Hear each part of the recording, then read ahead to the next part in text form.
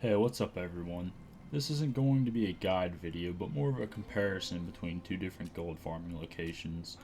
In my previous video, I showed you how I typically farm for gold. However, in the comments of that video, I was told that there's a better location to farm hide at, so I decided to investigate. The location is in Bankorai, just off to the west of the Bankorai Pass Way Shrine in the Fallen Grotto, located here on the map. It's full of bears and mud crabs to farm. For those of you that may end up being interested in farming here, I created this map to help you see where all the bears and mud crabs are located, and you can see how many there are on the map, so you know what you're farming. I spent an hour farming in this location, and I want to provide you all with some feedback and my input on the differences between the two farming locations. After farming for an hour at the Bankorai location, I found a couple differences from the farms shown in my previous video.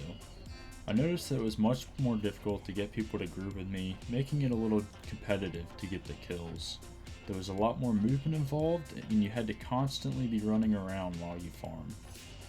With the mud crabs being present though, it provided another source of income, but we'll touch on that here in a minute. With speed gear, it would have made this farm much more optimal.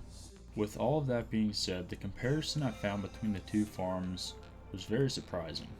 After farming at the Bankorai location for an hour, I sold all the gear for 4.2 thousand, all the intricate gear for 852, all the mud crab shells for 50,512, and all the hide at 161,175 gold, and that made up for a grand total of 218,543 gold. Compared to the bat farm at my previous location, the gold that sold there for just the raw material was 191,104 gold. With that being said, you will be making more gold farming at the Bankorai location rather than the location in Ondo with the bats.